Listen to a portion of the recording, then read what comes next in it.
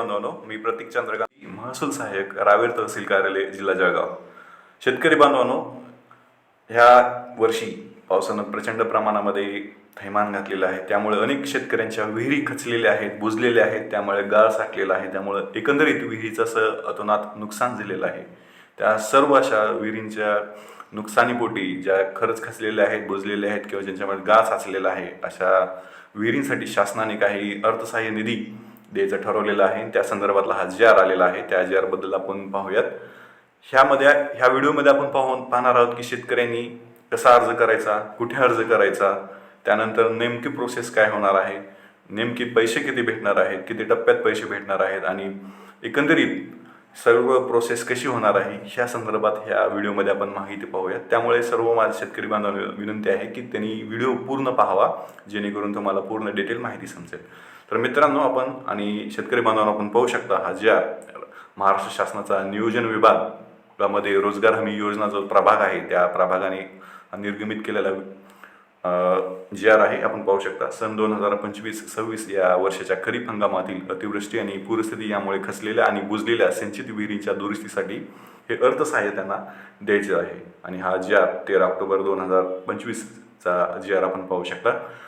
या प्रस्तावनेमध्ये त्यांनी सांगितलेलं आहे की ह्या हंगामामध्ये खरीप हंगामामध्ये प्रचंड पाऊस झालेला आहे आणि अतिवृष्टीमुळं अनेक विहिरी खचलेल्या आहेत, बुजलेल्या आहेत. त्यामुळं शेतकऱ्यांचं अतोनात नुकसान झालेलं आहे. त्यामुळे शासन काही मदत निधी किंवा अर्थसहाय्य देऊ इच्छितो. त्या अनुषंगाने हा शासन निर्णय झालेला आहे.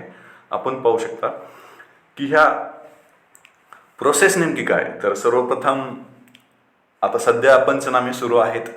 जे काय वेगवेगळे पंचनामे आहेत, शेती पंचनामे अनेक ठिकाणी पूर्ण झालेले आहेत. आता विहिरीचेही पंचनामे सुरू होतील. विहिरीचे पंचनामे कसे सुरू होतील, अर्ज कुठं करायचा, विहिरीचं जे काय अर्थसहाय्य मिळवण्यासाठी आपण आता पाहूयात.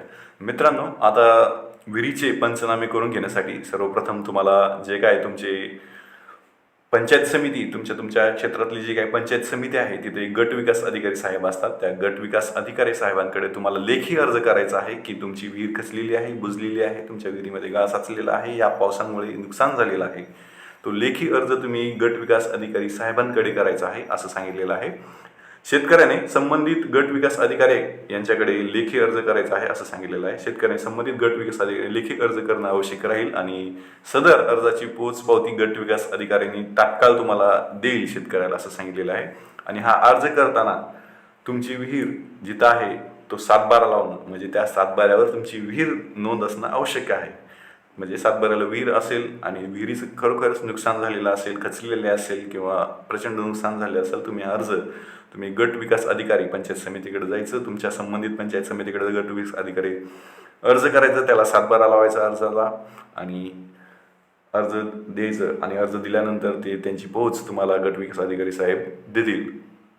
अशा प्रकारे तुम्ही अर्ज केल्यानंतर गट विकास अधिकारी जे काही संबंधित तांत्रिक अधिकारी आहेत त्यांना पंचनामा झालेल्या व खचलेल्या बुजलेल्या विहिरीची स्थळ पाहणी करून दुरुस्तीच्या कामाचे अंदाजपत्र तयार करण्याचे आदेश देतील. म्हणजेच गट विकास अधिकारी जे काय तिथले संबंधित तांत्रिक अधिकारी आहेत ते स्थळ पंचनामा असतो. म्हणजे प्रत्यक्ष तुमची जिथं विहीर आहे तिथं पाहण्यासाठी हे संबंधित तांत्रिक अधिकारी, गट विकास अधिकारी साहेब पाठवतील. ते संबंधित तांत्रिक अधिकारी साहेब पाहतील, त्याचा पंचनामा करतील. पंचनामा झाल्यानंतर त्याचं किती अंदाजपत्रक आहे, दुरुस्ती किती पैशामध्ये ही दुरुस्ती होऊ शकते किंवा किती अंदाजपत्रक लागेल हे ते तयार करतील. आणि तयार झाल्यानंतर संबंधित आदेश दिनांकापासून 7 दिवसाच्या आत जे काय बुजलेली आणि खचलेली विहीर आहे ते संबंधित तांत्रिक अधिकारी यांनी स्थळ पाहणी करून झाल्यानंतर गट विकास अधिकारी तालुक्यातल्या जितक्या काही विहिरी आहेत, खचलेल्या आहेत, बुजलेल्या आहेत, त्यांचा सर्व अहवाल ते अहवाल जिल्हाधिकारी साहेबांकडे सादर करतील. मग जिल्हाधिकारी साहेबांकडे जो अहवाल सादर झालेला आहे त्या प्राप्त माहितीनुसार ते खर्च अलॉट करतील. म्हणजे प्रत्येक पैसे अलॉट करतील. आणि हा खर्च किती आहे तर प्रति विहीर, म्हणजे जे काही प्रत्यक्ष जे काही विहीर खचलेली आहे, बुजलेली आहे, तांत्रिक अधिकारी अहवाल तयार करणार आहेत ना, त्या अहवालाच्या नुसार किती प्रत्यक्ष दुरुस्तीचा खर्च आहे आणि कमाल 30,000 ह्यापैकी जी कमी रक्कम असेल, म्हणजे समजा आता आपल्याला जे काही तांत्रिक अधिकारी आहेत त्यांनी सांगितलं की ही विहिरीचं नुकसान झालेलं कसले आहे त्यासाठी 50,000 रुपये कमीत कमी लागतील, परंतु इथं कमाल 30,000. आता ह्या दोन्हीपैकी जी रक्कम कमी आहे म्हणजे तुम्हाला जास्तीत जास्त 30,000 इतकी रक्कम भेटणार आहे, असं ह्या थोडक्यात अर्थ होतो. ही 30,000 रक्कम तुमची जी काही कसलेली विहीर आहे, बुजलेली विहीर आहे, ती तुम्हाला पुनर्जीवित करण्यासाठी किंवा त्याचं बांधकाम व्यवस्थित करण्यासाठी भेटेल. आणि ही खर्च मान्यता जिल्हाधिकारी साहेब पूर्ण तालुक्या लेवलला देतील व्हिडिओला, आणि त्यानंतर गट विकास अधिकारी यांनी संबंधित शेतकऱ्यांची विहीर दुरुस्ती कामाचा प्रशासकीय मान्यता दिल्यानंतर तांत्रिक अधिकारी पंचायत समितीमध्ये जे काही कृषी विस्तार अधिकारी आहेत किंवा शाखा अभियंता आहेत त्यांना ही अधिकार देऊन टाकतील.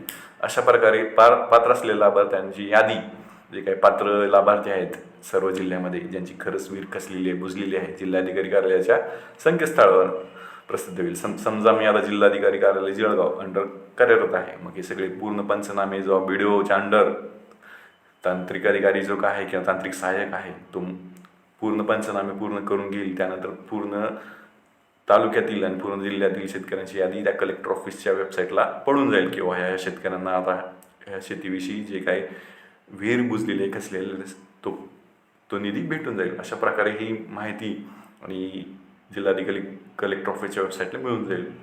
आणि सदर जो निधी आहे तो सदर निधी सुरुवातीला मान्यता भेटल्यानंतर तुमच्या कामासाठी 50% रक्कम म्हणजे 30,000पैकी 15,000 रक्कम हे आगाऊ स्वरूपात म्हणजे काम सुरू झाल्या लगेच तुम्हाला जिल्हाधिकारी साहेब उपलब्ध करून देतील. आणि तत्पूर्वी विहिरीचे दुरुस्तीचे काम पूर्ण करण्याबाबत संबंधित आणि हमीपत्र दिलं पाहिजे, म्हणजे शेतकऱ्यांनी एक हमीपत्र लिहून दिलं पाहिजे की आम्ही नक्कीच काम करून घेणार आहोत. आणि विहिरीच्या दुरुस्तीचे काम पूर्ण झाल्यानंतर कृषी सहाय्यक येतील आणि तांत्रिक अधिकारी येतील, हे दोघं येतील बरं का. या दोघांनी संयुक्तपणे मोजमाप करतील, पाहतील आणि खर्चाची उर्वरित जे काय रक्कम 50% आहे ते पण देण्याचा प्रस्ताव ते पाठवतील. म्हणजे सुरुवातीला 15,000 आणि तुम्ही काम पूर्ण करत असाल किंवा केल्यानंतर हे 15,000 म्हणजे असे 30,000 रक्कम हे आपल्या शेतकरी बांधवाला मिळणार आहे. अशा प्रकारे हे जे काय काम आहे त्याच आर्थिक वर्षात पूर्ण करून घेणं गरजेचं आहे. म्हणजे ह्याच वर्षी ज्या वर्षी मान्यता भेटलेली त्याच वर्षी पूर्ण करून घ्यायचं आहे. आणि जर तुम्ही पूर्ण करून घेतलं नसेल तर नंतर जे येणारे 15,000 रुपये आहेत ते तुम्हाला भेटणार नाहीत असे त्यांनी सांगितलेलं आहे. अशा प्रकारे जिओ टॅगिंग तुमचं काम पूर्ण झाल्यानंतर विहिरीचं जिओ टॅगिंग फोटो वगैरे घेतील जे काय कृषी सहाय्यक आहेत किंवा जे काय तांत्रिक अधिकारी आहेत सहाय्यक आहेत ते येऊन आणि पूर्ण अहवाल ते पाठवतील. अशा प्रकारे सर्व शेतकरी बांधवांना 30,000 रुपये शेतीचे जे काय आपलं नुकसान झालेलं आहे, विहिरींचं खचलेले आहे, बुजलेले आहे त्या संदर्भात आहे. 1-2 मिनिटामध्ये आणखी तुम्हाला मी प्रोसेस सांगतो. ज्या शेतकऱ्यांची विहीर खचलेली आहे, बुजलेली आहे, त्यांनी आपल्या पंचायत समितीमध्ये जे काही गट विकास अधिकारी साहेब बसलेले आहेत त्यांच्याकडे जायचं, लेखी अर्ज करायचा, त्यासोबत आपला 7/12 जोडायचा ज्यावर विहिरीची नोंद आहे आणि एक लगेचच ती पोचपावती घ्यायची. पोचपावती घेतल्यानंतर सगळे पंचनामे वगैरे सुरू होतील. हे पंचनामे गट विकास अधिकारी यांनी नेमून दिलेले जे काय अधिकारी आहेत त्यांच्या मार्फत होतील. पंचनामे पूर्ण झाल्यानंतर सगळ्या जिल्ह्यावाईज तालुका वाईज यादी तुमची कलेक्टर ऑफिसच्या संकेतस्थळावर उपलब्ध होईल आणि तुम्हाला हे निधी सुरुवातीला 50% म्हणजे 15,000 रुपये अवेलेबल होऊन जाईल. आणि 15,000 रुपये अवेलेबल झाल्यानंतर हमीपत्र शेतकऱ्यांना देणं गरजेचं आहे. आणि ही काम पूर्ण झाल्यानंतर ॲक्च्युली तुमचा पंचनामा होईल, सुरुवातीला पण होईल आणि नंतर पण होईल आणि नंतर पूर्ण काम झाल्यानंतर ही 15,000 रुपये तुम्हाला भेटतील. ही अशा प्रकारे सर्व शेतकरी बांधवांनी ज्याची विहीर खचलेली बुजलेली आहे त्यांनी गट विकास अधिकारी यांच्या कार्यालयात जाऊन लवकरात लवकर लेखी अर्ज करावा अशी मी सर्व शेतकरी बांधवांना विनंती करतो. अशा प्रकारे नवीन शेतीविषयक माहिती, शेतीविषयक जे मी घेऊन येत असतो. ही माहिती कशी वाटली नक्कीच तुम्ही सर्व शेतकरी बांधवांसोबत ही माहिती शेअर करा अशी मी अपेक्षा करतो. एका नवीन व्हिडिओ आणि एका नवीन जेअरसोबत आपण भेटूयात. तोपर्यंत धन्यवाद मित्रांनो. शेतकरी बांधवांनो, तुम्ही हा चॅनल सबस्क्राईब करा जेणेकरून तुम्हाला असे नवीन जार नक्कीच पाहता येतील अशी मी रिक्वेस्ट करतो. व्हिडिओ जास्तीत जास्त शेअर करा, व्हिडिओ लाईक करा अशी मी विनंती करतो. आपण आता इथंच थांबूया. धन्यवाद. जय हिंद, जय महाराष्ट्र मित्रांनो.